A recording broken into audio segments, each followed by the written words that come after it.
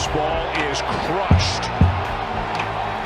Man, what a shot. Our step back three on the way. Oh, it banks in.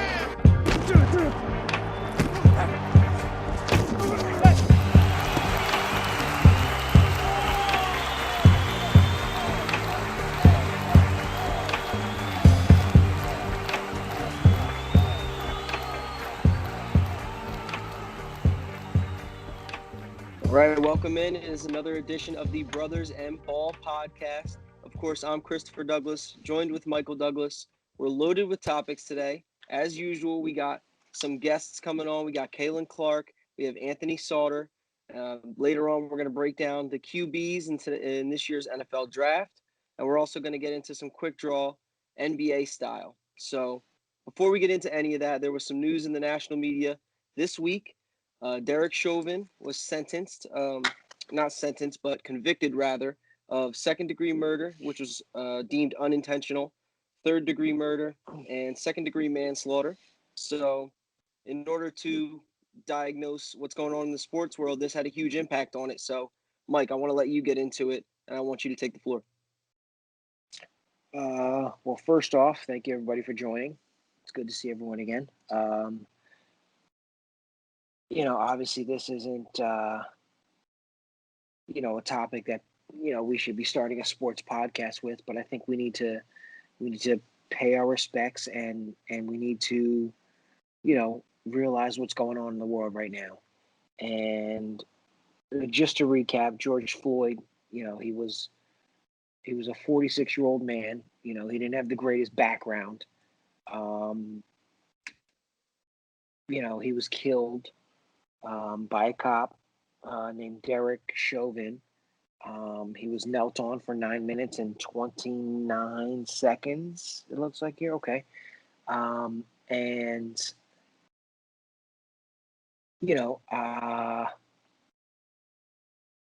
People talk about, the cause and effect of what happened. I spoke to someone at work today, and he told me, well, if he never used the counterfeit $20 bill, the cops would have never been after him. And my response to it was, it doesn't matter. Like, okay, yes, the counterfeit bill, whoop-de-doo. This man lost his life over that. So I had a hard time having that conversation with him, and it just proved to me that people are still uneducated in this world on what's going on, and it's okay to be uneducated, but you have to be willing to listen and to understand and to adapt to different things going on. And some people I talk to, they get it, they understand, they're willing to listen and learn and grow. Some people are stuck in their ways. So, to me, it's just to me, this is a constant learning opportunity for people. Obviously this is a step in the right direction, but we need to constantly be coaching, teaching, educating people on these things. And it's okay to not know. It's okay to not understand. That's what I'm trying to tell people. Just listen, and that's where it comes from. And I don't want to, I mentioned, Derek Chauvin's name, and, obviously he was the one that had the knee on the neck. But there were 3 other cops there, and I'm going to mention their names. Hopefully I pronounce them correctly. Alexander Quang, Thomas Lane, and Thao Tao, all who are still facing charges less than what Chauvin's facing. But they were there too, and they could have made an impact on how things went down. And I just, black, white, whatever, it doesn't matter to me. But just because you have a past does not mean that it's okay for these things to happen. you know, um, and I think, just going forward, I just think it needs to be an education thing. I feel like people don't know enough, and that's where I'm at with this whole thing. Like, this is a step forward, but this is not even close to where it needs to get to. So, all right, it's a cool step forward, but we need to continue to send this message out. Just because this happened does not mean that we stop talking about it. We need to continue to educate these people going forward. It's well said. It's well said. And just to piggyback off of what you did say just now, it's not an issue if you're uneducated about a certain topic or if you don't know what you need to know. Like, it's a learning experience. You can always learn. Everyone's uneducated about something. That's the way you have to think about it. So definitely want to learn from it. Definitely want to move forward. And to spin it forward, Chauvin's sentencing is in 8 weeks from now. So we'll see how that goes, facing those 3 charges. But it's kind of sad that it felt like, you felt on edge. You didn't know whether or not he was even going to be convicted of these charges. So definitely a step forward that justice was served. And I just want to wrap a bow on that, but there's no way that we can avoid that topic here. It just has to We be had to addressed. start it. And I just want to mention one more thing. It may not look it on this podcast, but you and I are both, a white mother and a black father, and we were raised properly, obviously, but we see both sides of the fence, and it's hard, and now I have a son, and it just, you know, people say, people told me today, like, oh, well, does it directly affect you? Well, does it directly affect me? No, but does it have an impact on me and my family and my life?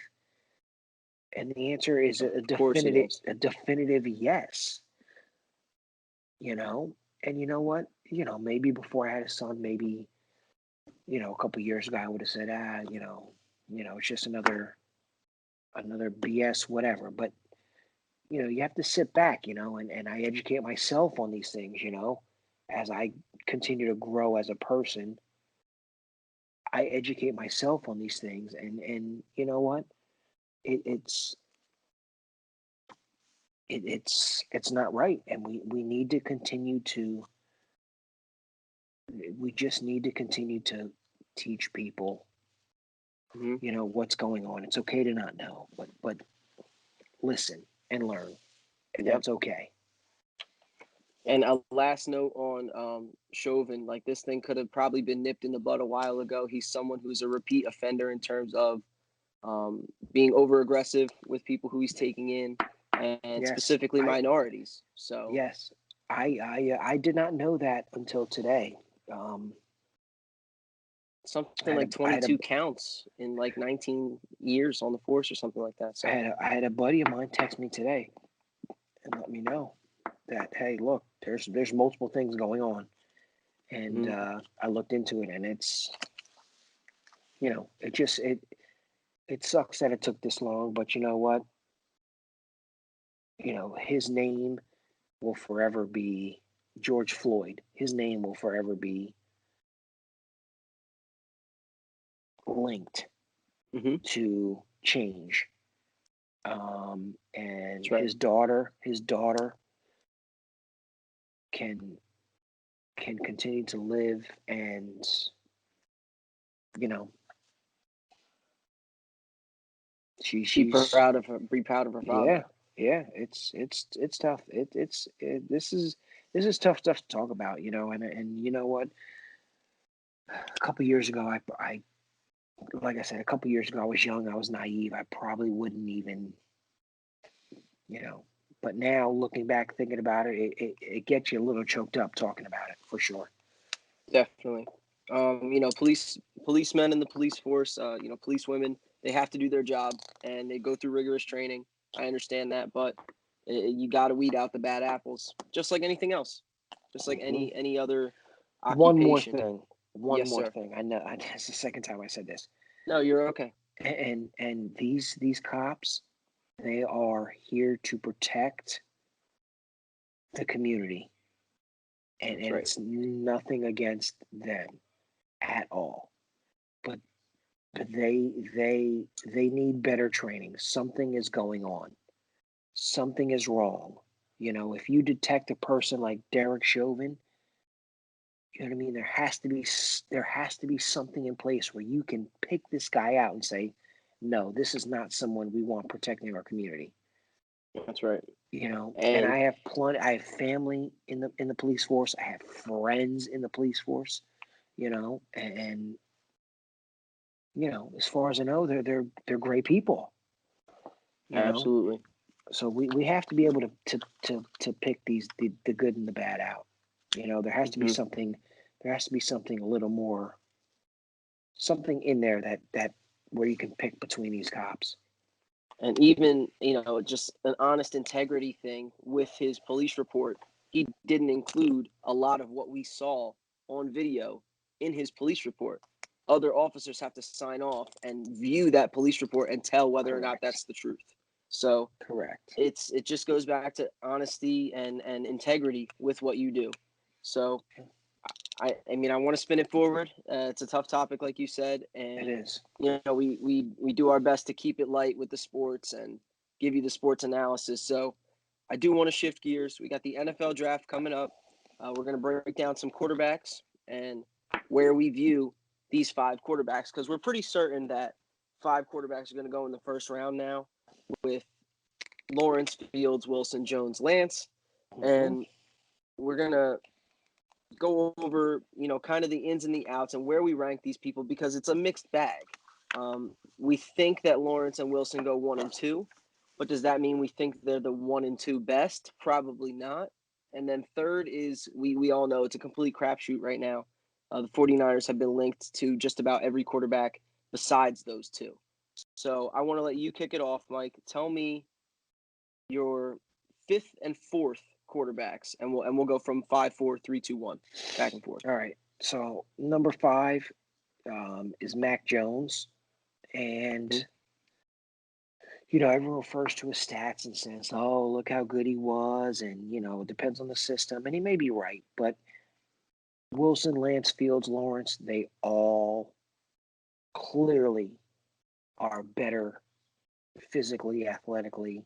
They both have more than Jones going. So I say Jones 5, um, because these other guys they're pretty physically gifted.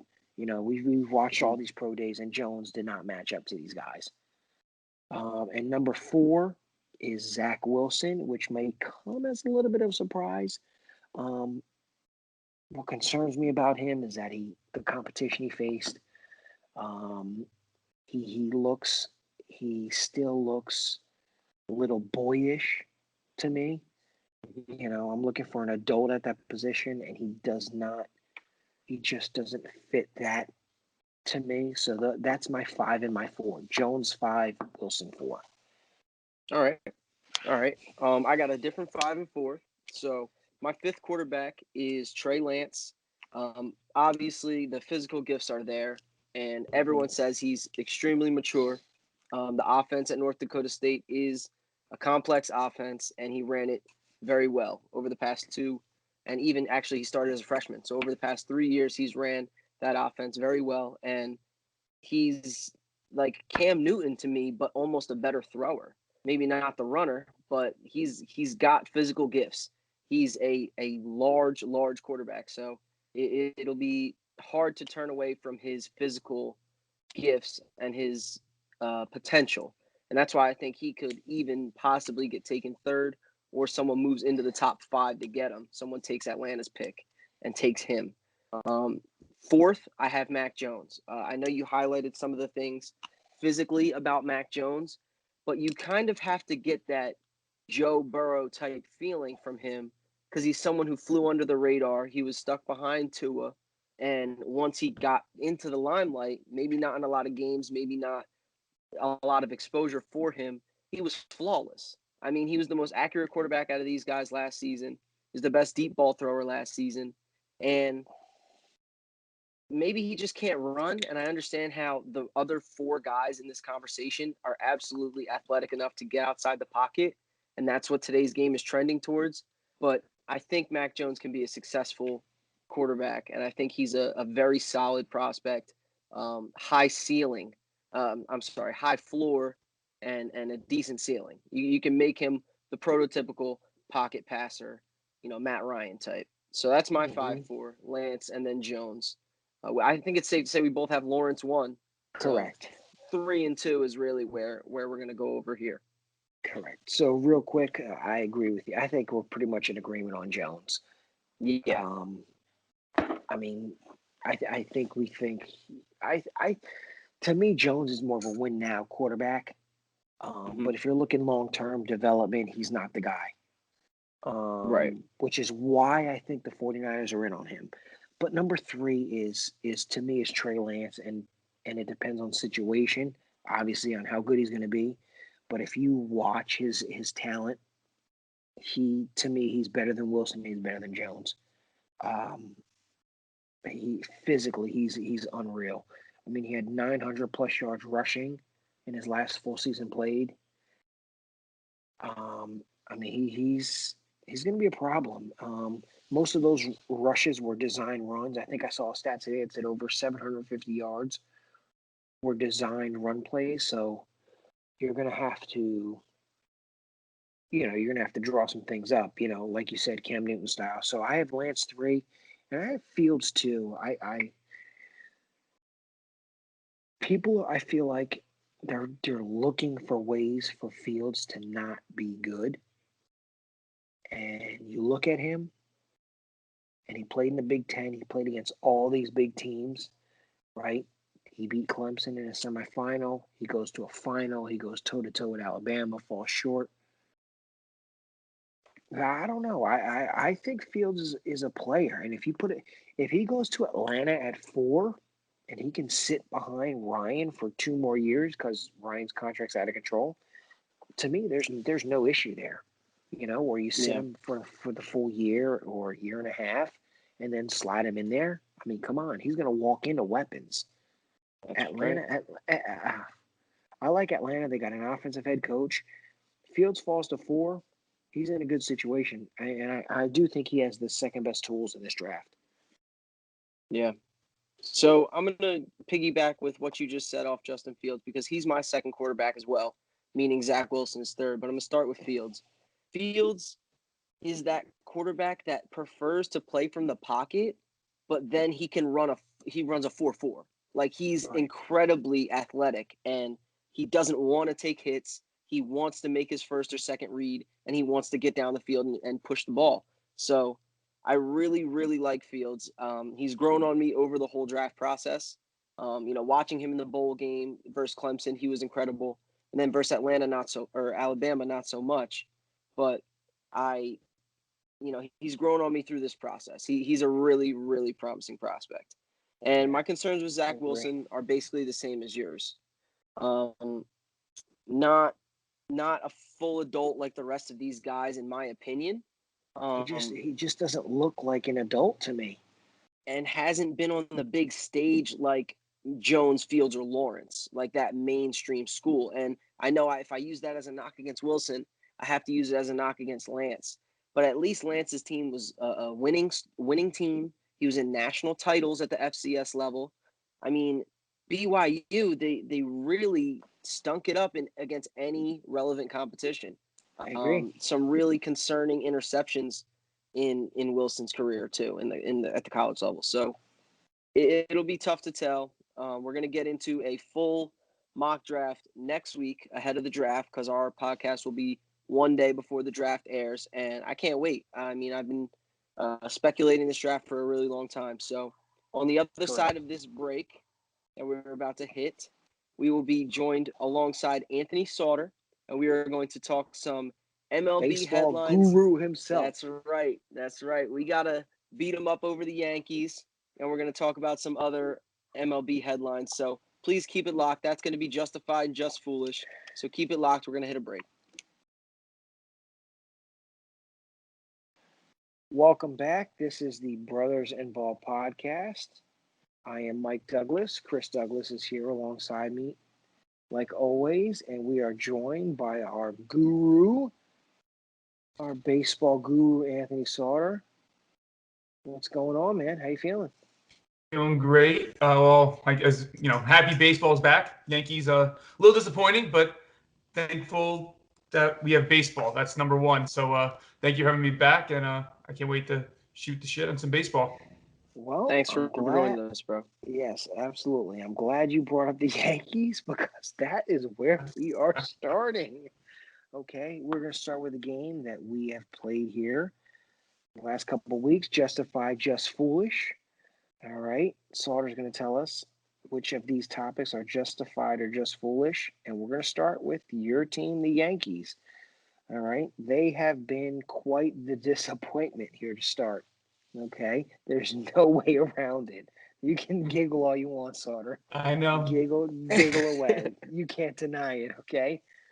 Justified, just foolish. Is it time to panic in New York with this slow start? I came on the first podcast, and I think I said that the Yankees' biggest competition was staying healthy. That one is looking really bad right now. But as we all know, it's a long season, so I think we'll be 17 games in. I don't think we're 20 games in yet. So I'm going to say just foolish to start panicking right now. I think it's okay to turn the dial up a little bit, but I mean, they are just at an all-time low. I think I actually saw a stat today that they're slugging 343. I think Frazier and Torres have combined 1 RBI on the year. These are things that are going to turn around. I'm very confident they're going to turn around. There's no way. They're too talented. The one thing I will say is a concern, the starting pitching. I think we talked about it early on. I think that was my biggest concern with the team. I still stand by that. And it's proven true. Tyon and Kluber, I think yesterday was the first time one of the two was made it out of the 5th inning. So definitely still concerned there, but I think it's just foolish to start panicking just yet. If we go back another 2 weeks and we're still looking like this, then I think it's time to panic. All right. Yeah. I agree with you. There's too much talent for them to play this bad. But I think there's a bigger question. I think we all here think the Yankees are going to turn it around and be a very competitive baseball team. Is Aaron Boone the right guy for this team? Justified, just foolish. All right, this is the tough one because I never thought Girardi should have got fired to begin with. I think a big Girardi thing is he always gets the most out of his teams, and we've seen that wherever he's gone. He was manager of the year with the Marlins. I think and that team was abysmal, and I think he got them over 500. Then he was with the Yankees for 10 years, and especially that last couple of years in New York, he was part of that transition, and he kept up winning to the point where the Yankees never even dipped below 500. Even I think 2016, the year before they went on that magical run to the ALCS, they were still playing competitive baseball deep into August and early into September. That was the year Gary Sanchez came up. I think he hit like 20 homers in 50 games. Everyone knows the story. But so backtrack off that, going to Aaron Boone, I'm a big believer in the manager isn't too important in baseball, especially in today's game. So I'm going to say it's just foolish to say he's not the right guy because I think it's a bigger problem. I think it's an organizational problem. I think the philosophy of living and dying by the home run ball and strikeouts, it's going to win you a lot of games. We're going to see it. The Yankees are still going to finish with 90-plus wins. But I just don't think it's conductive to winning in the playoffs. So I think it's just foolish to blame Aaron Boone because I don't think it's his fault. He's not the one, he's not making Aaron Judge strike out. He's not making Giancarlo Stanton hit weak ground balls. So I think it's just foolish to say is Aaron Boone the right guy. Hey, it's safe to say that Jay Bruce doesn't think Aaron Boone's the right guy. He said, I'm out of here. He said, I'm good. Whatever you guys got going on here, I'm out. I'm good. Real quick, Sauter, I don't need any explanation here. I just want to answer yes or no. Aaron Judge, I think his contract's up at the end of next year. Are you paying him or not? Yes or no? No. Not paying Judge. Wow. That's a Love it. shocker right there. I love it. I love That's it. a I shocker. do. I love it. I agree 1,000%. I love it. I do. All right. Well, I want to keep it pushing here. We'll move off of the Yankees. We'll go to an awards candidate here. Corbin Burns has been fantastic. I actually saw a side by side of him and DeGrom from the start of last season, and his numbers are extremely impressive. They line right up with Jacob DeGrom. So, do you think Corbin Burns has a chance to win the Cy Young, or better yet, he will win the Cy Young? Is it justified or just foolish? I like how you presented this question because the way you originally presented it has a chance. It's justified. Will win, just foolish. Anytime the best pitcher in baseball is in your league, this case, obviously Jacob DeGrom, National League, it is just foolish to say anybody besides him will win the Cy Young. But there obviously is other pitchers that have a chance. And Corbin Burns is 100% one of those pitchers. I mean, we're seeing the numbers. They're just silly. I think he has 40 strikeouts, 2 walks. He's allowed, I think he's the first pitcher in the modern era in the last 100 years to go 3 starts with 2 base runners or less. I mean, it is just stupid what this guy's doing. And it's, and to say it came out of nowhere is false. We saw it last year, just an abbreviated season. The guy's always had the stuff. He just really couldn't control or command the zone. And he's found out how to let that 2-seam cutter change up really work for him. And he's starting to dice and dominate, and he gets a lot of soft contact, and he racks up some strikeouts. And the Brewers got themselves an ace with a lot of team control, and just be on the lookout for Corbin Burns. Not a lot of people can line themselves up with DeGrom.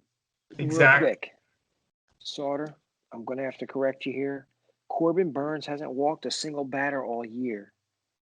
Oh, wow. Okay, yeah, I'm wrong. That correction. Incredible. It's incredible. It's Wow. incredible. 40 strikeouts. It's incredible. The 40 strikeouts, right? Okay. So yeah. I messed up this. I know it was 2 base runners or less in a couple of starts. Regardless, it's incredible. Yeah, he's got a shot. I mean, I saw the highlights from last night, and it was ridiculous. It's stupid. I don't get it. Where did this guy come from? Why can no one hit Corbin Burns? Who is this guy? But and I don't gotta tell you guys, you're both Met fans, so you watch. I mean, it's just so silly to it's hard to comprehend that this guy is doing this, and there's still somebody there that's the favorite in DeGrom. Where, I mean, let's be honest, he starts on Saturday, and I'm like, oh, maybe he's a little bit off today, doesn't look right, and then he just rattles off 9 straight Ks, 14 through 6. It's absolutely miraculous. We're talking about a guy that just crazy self-corrects in the middle of innings, and that's what separates the greats from the legends. And right now it's pretty legendary what he's doing the last couple of years. I agree. All right, so let's see, Sautter. We're going to go back to the American League East right now. All right, and it's not going to be the Yankees, but we're going to talk about the Boston Red Sox. All right, they made a lot of moves. Obviously, they got rid of Mookie Betts a couple years ago. They traded Benintendi. It had all the makings of a team that was transitioning. So, with them in first place, the Boston Red Sox will maintain this level of play for the rest of the season. Justified or just foolish? I'm going to say just foolish of this level of play. But I would like to preface what I said in the first podcast where you can pull up. I recall I said Alex Cora was going to win AL Manager of the Year and that the Red Sox are going to be a surprise team. Because, listen, the Red Sox, they are transitioning. And when we think of the Red Sox, we think of a perennial 95, 100-game winner. They're not that, right? But they are going to be a scrappy team. And I would not be surprised to look up and see them 85, 86 wins, scrapping for that second AL wildcard, which is why I said Alex Cora for AL Manager, because the team really, they have talent, but they're not as good as the Yankees, and they're not as good as the Rays. And to be honest, they're on par with the Blue Jays.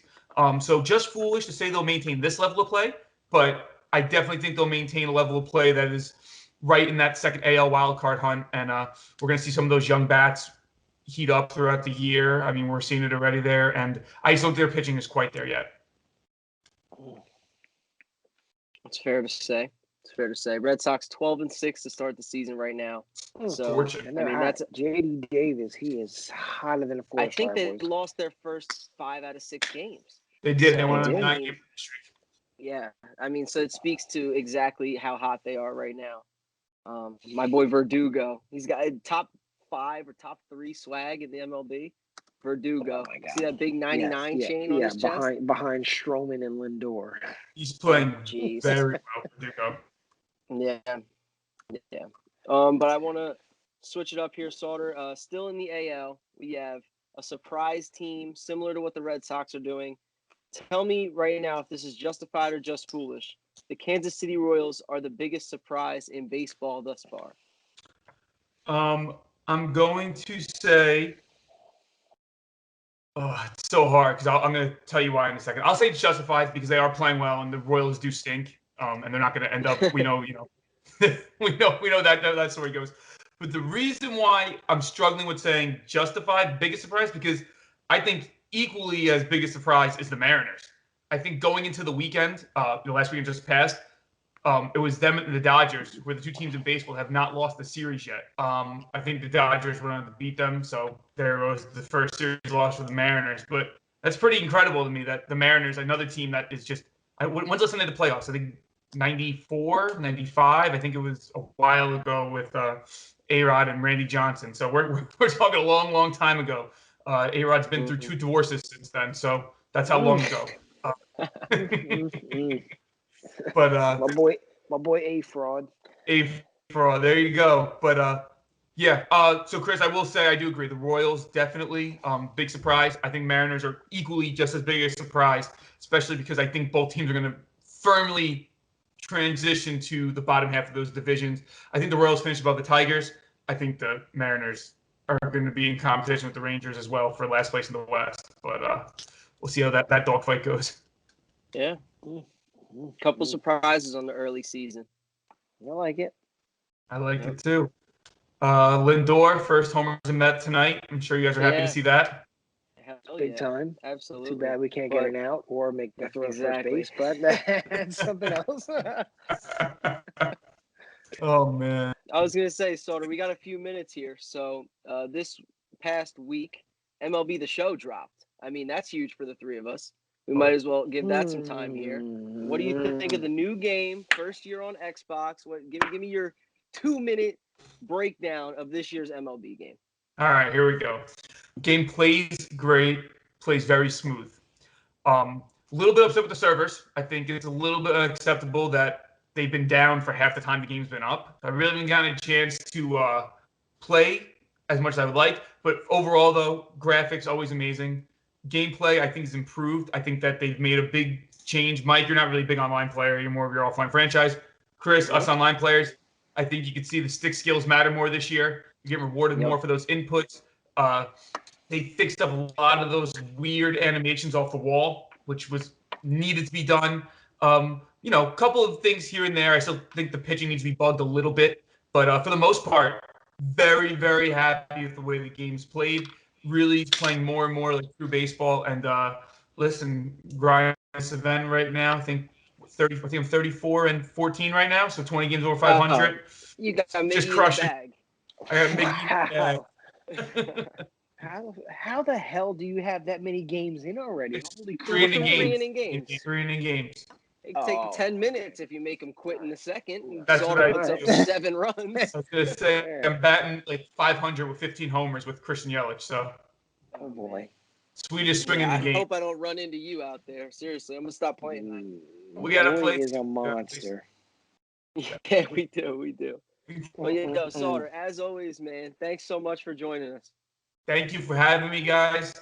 I look Appreciate forward. it, Hopefully, we'll Sautter. hop back on soon. Chris, I got scared with Jose Barrios after the first start, but then I realized there's 33 more. He's coming down to earth a little bit. Listen, it's a long season. It's a long season. Yes, you are right. All right. But all right. thank you guys all right, for having me. Always, Sautter. You're Thanks, terrific, Sautter. bro. Thanks so much, bro. Thank you. It's the Brothers in Ball That's podcast. fantastic. We're going to hit a quick break, and we're going to bring on our social media expert, Kalen Clark, to break down what is socially acceptable. So keep it locked. Welcome back. It is the Brothers and Ball podcast. We are joined here by Kalen Clark. Thanks again for joining us, bro. How you feeling tonight? Pretty good. Can't complain. Thank you guys for having me All right. again. As always, you always got a seat here with us. So we're going to get into the socially acceptable segment that we introduced with you last week, where we break down whether or not tweets and the social media interweb there is acceptable or not. So we do have to start with a controversial tweet sent out by Las Vegas Raiders owner Mark Davis or their social media team. He covered for the social media team, if you ask me, but I'll let you break it down, Kalen. The tweet was a photo of a T-shirt that said, "I can breathe 4/20/21," in response to what George Floyd said more than 20 times, in the process of him being killed. He said 20 times or more that he could not breathe. I can't breathe to the officer during that, that whole video that we broke down a little bit earlier in the show. So Davis apologized and said he meant no disrespect by it because people are taking it as, he's doing the opposite, conveying the wrong message. So I want you to tell me, Kalen, what does this make Mark Davis socially acceptable for his apology and not taking the tweet down? Should he have taken the tweet down? Break it down. He should have taken the tweet down. Again, going back to last week during our, socially acceptable or not acceptable segment, we discussed about how, social media can get you in trouble and not doing your research behind things you post. Now, this goes back to going back to Mark, the saying of "I can breathe." If you go back to the situation with the New York police when they had their situation in 2014 of suffocating another, black boy, just like George Floyd. The supporters of the police were chanting, "I can breathe." So again, Mark should have did a little bit more research before he decided to put that tweet. So I don't accept the tweet itself, but I get where he's coming from. If it was genuine, I just feel like he should have came up with a personal tweet himself and sent that. Yeah. Okay. It could have been framed a lot better. But go ahead, Mike. Yes. So I agree with Kalen. It did not need to be said. I get what he was saying and I get where it was coming from. And I'm going to read a couple of quotes that I have pulled up here. Quote, "I felt that was a powerful statement," end quote. "Today was a day where I can breathe and we can all breathe again because justice was served. But we have a lot of work to do still on social justice and police brutality." So he clearly gets the message. It just was not a tweet that I would have put out there right now. It's clear he supports what's going on, but this wasn't the right time for this tweet at all. So there's a double-edged sword here. I would say it's not socially acceptable, even though I think he didn't mean any wrongdoing in posting it. Mm-hmm. Yeah, the situation like Kalen brought up in 2014 in New York with Eric Garner was the root of that "I can breathe" statement. So you could have said what he basically clarified in his statement: "We are able to breathe." Anything else, but besides putting out "I can breathe," and then the date of the conviction of this officer. So it's definitely not socially acceptable. You have to have people in place. And if it is true that Mark Davis is the one who sent out the tweet, then so be it. But there's a reason why you have a social media team, because they're the ones who are going to be able to tell you this. This is exactly what a PR is for. Exactly. Just like any athlete, he should go through PR just like, just like anyone on his team. He should have to use his PR team to make sure he's getting the right message across. So real quick, I see there's another quote here that I just scrolled down. "It's a tough situation. I feel bad it was taken the way it was meant to be done. That can only be my fault for not explaining it." So he's taking responsibility for not explaining it. So he knows it was the wrong thing to do. He shouldn't have posted it. Correct. So there you go. Yeah, it's definitely a good thing that he owned up to that. But like I said, I initially, when I introduced it, I think he's covering for some people who made that mistake. And regardless, it should have never got passed. Did you say the tweet is still up? Yeah, they never deleted did the not, tweet. Yes, he came out yesterday, I think it was, and said he's not taking the tweet down. That's interesting to me. Mm-hmm. I mean, if you're gonna, it's a T-shirt. So, like, are you selling these T-shirts? There's no way that they're doing that. So, it was just an interesting situation altogether. But there was a lot of positive response on this whole situation on social media as well from athletes and role models across these leagues. So, definitely very proud of them. And we can transition to another socially acceptable segment here, Kalen. We have Kobe Bryant's Nike deal that ran out, I say, about 2 weeks ago or maybe a week ago, and Vanessa Bryant chose not to renew the deal, meaning that there's not going to be any more Kobe gear produced or sold.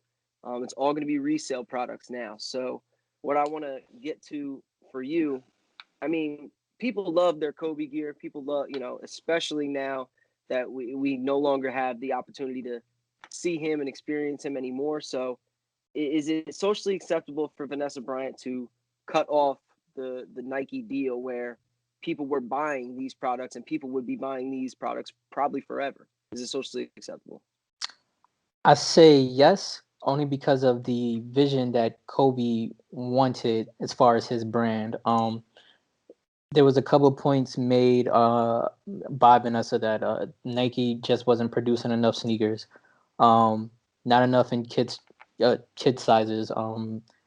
The lifetime deal that was presented to them for a re-up when the contract expired wasn't as I would say good as the lifetime contracts for Jordan and LeBron. So you're talking about a guy who's probably goes down as like top 5 greatest of all time in the NBA, who's dedicated his life and livelihood to the NBA night in, night out, without a questionable doubt, represented the NBA to full fold to the top. Like, you talk about Kobe Bryant, there's nothing bad you can say about the guy. And the fact that we just lost him in a tragic way not too long ago, you guys can't respect the wishes of one of your top brands under your organization. Like, that blows my mind.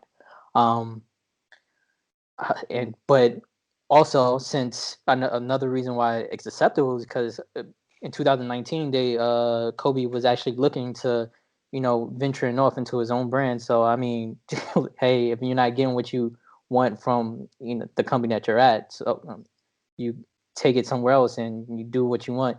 Apparently he has the rights to the Kobe signature, like the Bryant estate has the rights to the signature and the Mamba logo. So it's not like they're losing anything if they're starting from scratch. They just need like the back end from another company. So good luck, Nike. Like, that's a loss for you guys. I don't understand why wouldn't you just negotiate to the simple terms that they want. More production doesn't seem like a lot to me to keep that brand under your organization. So absolutely. So I agree. I mean, this is a major misstep by Nike. You can do nothing but go up with the legacy that Kobe left. To have his sneaker, I mean, they blew it. So I'm not going to go too deep into it, but I will say, Vanessa Bryant did post this saying, hoping to forge a lifelong partnership with Nike that reflects my husband's legacy. This was moments before Bryant and Nike said kaput. So I don't know. She wants to follow in Kobe's legacy, and she's going to, to continue to live her life through him. So I don't blame her. I'm more disappointed in Nike and not putting something together to continue to do this. Being that it's the biggest shoe brand in the world. Yeah.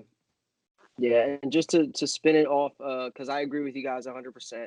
I mean, Nike's definitely in the wrong here. And if a deal doesn't work, it's business. So I understand on both ends. But another reason, Kalen, you ran it down very well. But another reason why Vanessa didn't want to continue the deal is because they don't do enough in kids and women's sneakers. So the whole WNBA aspect of it, and the fact that they have been, the WNBA is still trying to get their own, feet under them. They're still being carried by the NBA. So Kobe was a huge, huge, huge pioneer for the WNBA, and the WNBA is on the forefront of these social issues, that we kind of ran down at the top of this segment. So the fact that they wouldn't be, trying to comply for that and trying to get what get what the WNBA is selling up on the forefront is kind of alarming. So, but definitely good stuff, and I'm glad that you ran that down. You ran that down perfectly. But to switch gears to our last socially acceptable topic here before we let you go, Kalen, Trevor Lawrence made some kind of confusing statements about a week ago, saying that football isn't the end all be all for him, and he has other aspirations in life other than football. So basically implying that football isn't as serious as a Tom Brady or as these guys that put it at the very top of their focus. So he had to send out some tweets, and that's where the socially acceptable portion comes in. He sent out 3 different tweets basically highlighting how much football means to him, how dedicated he is to his craft. And people responded well to that. People backed him up. So I want to ask you, is it socially acceptable for Lawrence to have this type of feeling towards his profession? Because we love our athletes to be do or die, all in at their sport, and be the most competitive they could possibly be. His statements didn't really reflect that. Is it socially acceptable? Absolutely. Like, well, we as a society, we need to get to a point where we need to stop expecting these athletes to just be cyborgs and just focusing on their sport and nothing else. At the end of the day, they're still human beings and have lives outside of football or basketball, whatever sport they're playing. To expect them to just channel in on nothing but that, it's mind blowing. He has nothing to prove at this point. Like, his whole football career starting from high school is nothing but accolades. But people knew this about him going back to his high school days. There was a quote out there saying there was like an interview where he quoted what said that he's motivated by his teammates, right? Being able to go out there and put forth effort for them. But then he's also motivated in his classroom because as an athlete, you always think of them as being able to just play their sport. He wanted to be looked at as something much more than that. And everything that he's accomplished within his career, exactly what do you need more to show that he's dedicated to what he's doing? So I just don't understand what we're talking about here right now. Like, yeah, I hear you. Go ahead, Mike. So I tried so hard tonight to find a way to disagree with Kalen, but we're going to go 3 for 3. And I have to agree with him again. He's absolutely right. At the end of the day, these guys are making a living playing football, but it is a game. And, just because it's not the most important thing in their life, does not mean that it's not important to them. So the fact that he said that it's not the motivating factor in, his life or his success is okay to me, and it needs to be socially acceptable for more athletes to say that. We all have lives outside of like our jobs. We're not NFL players, right? But obviously our families are more important than our job. So for him to say that football isn't what motivates him, to me is okay. It's not the end of the world. It doesn't mean he's not going to be great or elite, Everyone booked Andrew Luck being the next greatest thing since sliced bread, right? And he was great. Let's not get anything wrong, but he was out of the league in how many years? So you know why? Because his life and his family and other things matter to him. So it's okay for these things to matter more than football. Yep, 100%. So we're all agreeing here. We're all in agreement. But like the most important thing I think that you said, Kalen, is that it did not come out of left field. Like if you do your research on Trevor Lawrence, he's said in the past, like, I kind of stuck with football because I'm so good at it. Like that's essentially what he said if you break it down. So I can't be mad at him for it. You have a career in front of you. You have that vessel. You're in the 1% of people who can do that as a quarterback and as a professional athlete. So of course you take that route. But kudos to him. I don't even think he should have had to defend himself. And if Absolutely you not. know exactly, so if you know about Trevor Lawrence, then you would have known this beforehand. It's not socially acceptable for all these trolls on the internet to ask if he really should be the number one pick because he's not motivated, this, God. that, and the third.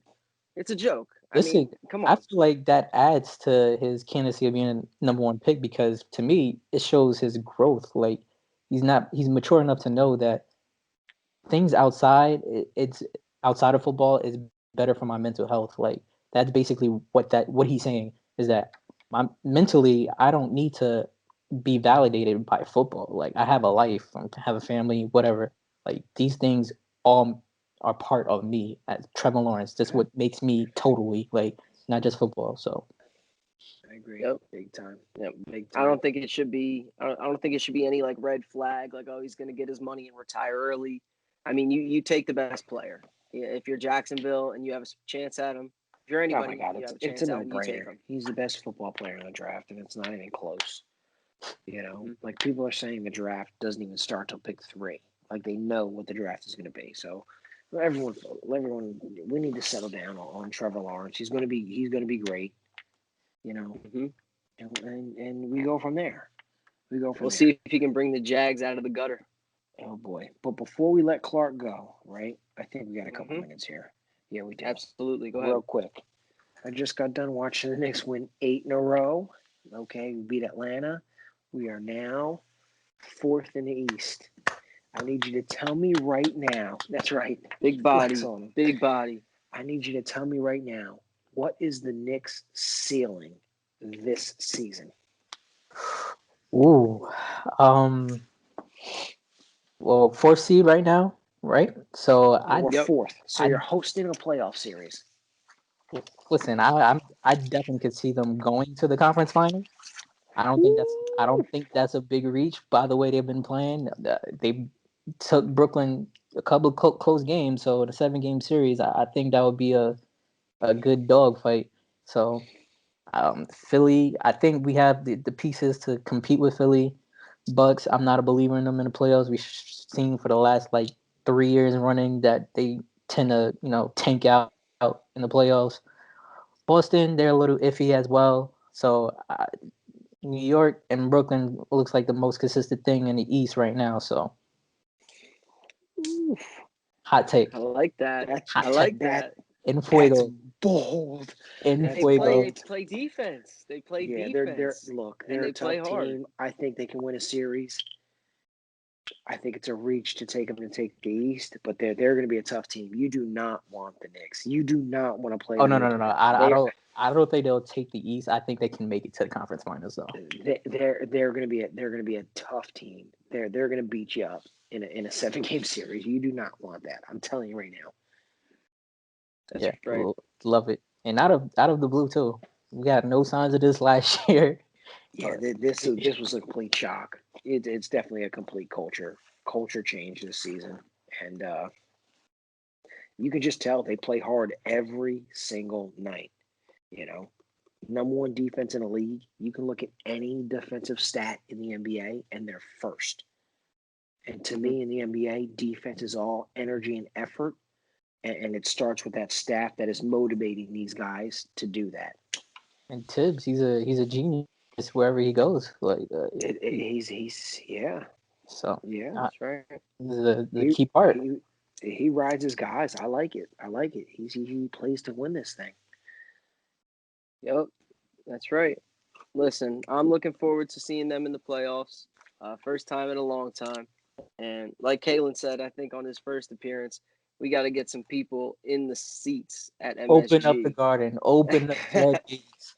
Open. Don't let me in. Well, listen, thanks again, Kalen, for dropping by on the socially acceptable segment. Of course, we're going to have you on next week ahead of the NFL draft. You're going to be perusing those social media feeds and letting us know what's good. Yep. So thanks again for stopping by, bro. Thanks, guys. Have a good night. Thanks, Clark. Absolutely. This is the Brothers M Ball podcast. We'll be back with our quick draw NBA segment in just a minute. Keep it locked. Welcome back in. This is the Brothers M Ball podcast, and we are going to wrap things up tonight with a quick draw segment, NBA style. So you guys know how the quick draw works by now. 30 seconds each. We go back and forth. We're going to give each other topics. So I want to start out by throwing a topic your way, Mike. The topic for you get 30 seconds. The Clippers are 10-3 since they've acquired Rajon Rondo. Playoff Rondo. Is this gonna make a big difference for the Los Angeles Clippers come playoff time? Absolutely not. Absolutely not. It helps. But I trust Kawhi. I trust nothing about Paul George. Side of the backboard, Paul George. Okay? And Yeah. as much as Pandemic I love Rondo, yeah, that's right. As much as I love Rondo, I don't love losing Lou Williams. I almost didn't understand the deal. So I'm going to say not for real. I'm not with them. But to stay in the West, Anthony Davis, he returns. It looks like he's coming back Saturday at Dallas, 8:30 on ABC. What does his return mean? His return means that the Lakers are going to be able to let him off of the leash a bit. I don't see a minutes restriction. He's been out a majority of the season. He's had more than enough time to get healthy, and the Lakers have played perfectly fine without him and LeBron in the lineup. So with him back into the lineup, he doesn't have to worry as much about rim protection or rebounding. He's going to be coming back and trying to get his offensive flow back, get that free throw percentage back up, and those other shooting percentages. I think it'll be an immediate impact and huge for the Lakers down the stretch. Now, to spin it around to you, Joel Embiid made some headlines, and Joel says that he deserves the Defensive Player of the Year award. Now, do you think that this is a legit possibility? Is he really a Defensive Player of the Year candidate? So, under normal circumstances, I would say yes. Okay? Right. Yes. But I have one problem. He's not even the best defender on his team. Okay?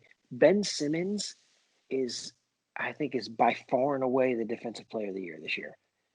And, if he's not playing with Ben Simmons, okay, you can go ahead and talk that smack. But to me, this is almost undermining what Simmons has done all year, saying that you should win Defensive Player of the Year. Simmons is hands down Defensive Player of the Year, and that's that. I have no more to say on that. Ben Simmons has been incredible on that end of the floor this year. I agree with you. And now let me switch it here to a guy who hasn't been playing here recently, and that's James Harden. We recently heard about his setback. Durant is set to return, it looks like, in a week. Kyrie's obviously playing. So this Harden setback, what does this mean for the Nets? Are you concerned? Talk to me. Oh, I'm definitely concerned. The panic meter is going up. The panic meter is through the roof in Brooklyn. And it's not just because he suffered this setback. It's because the most important player on their team suffered the setback. We see Durant return, and he's always a guy that's going to fit in perfectly fine and find his shots and get his rhythm. But James Harden is the straw that stirs the drink in Brooklyn. Without Harden down the stretch, playing at his best, you're not going to have a chance at the NBA Finals. So it's looking really, really bad if Harden is not a full, healthy version of himself in the playoffs. Forget the finals. You're not passing the Sixers without a fully Exactly. healthy squad. Exactly.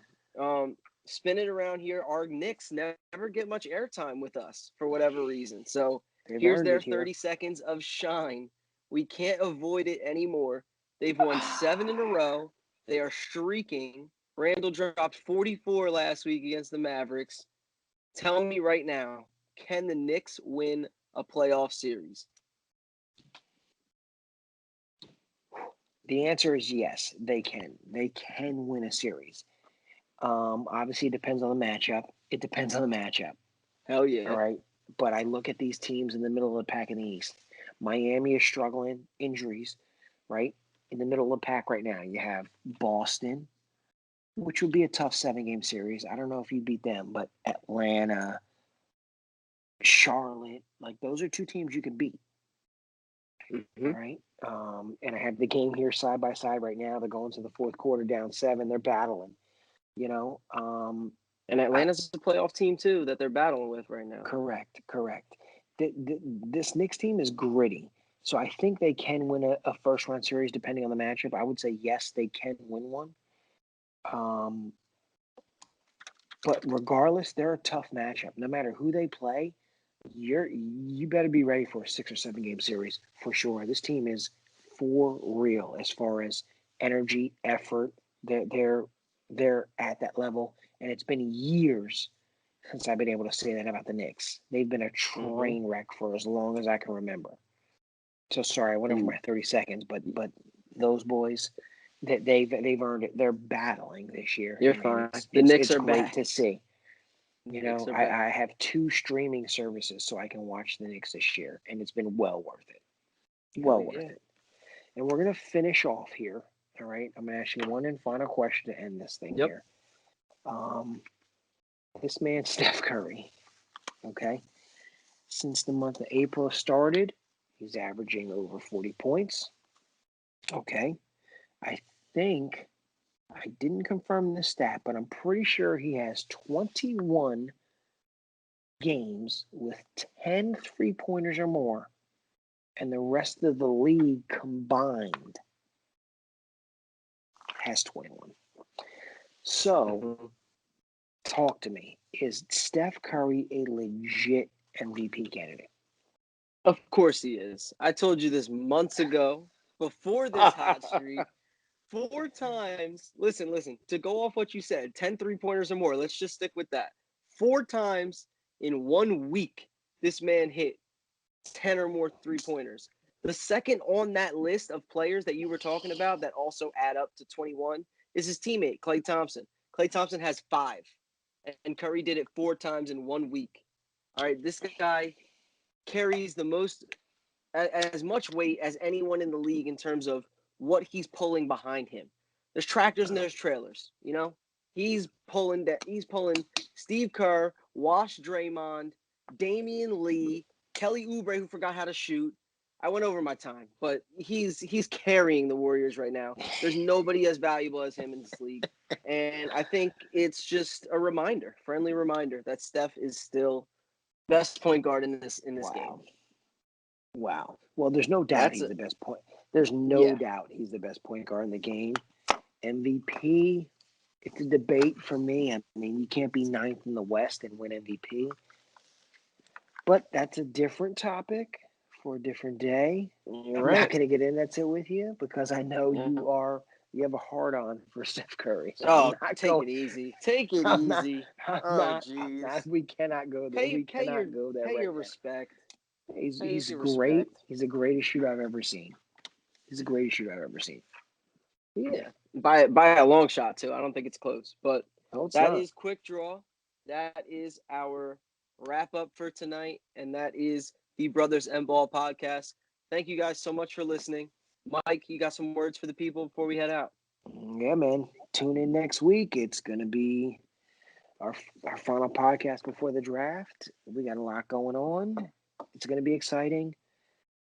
I'm ready for the draft. Let's get it. Thank you for listening tonight. We'll see you next week. That's right, Brothers and Ball podcast.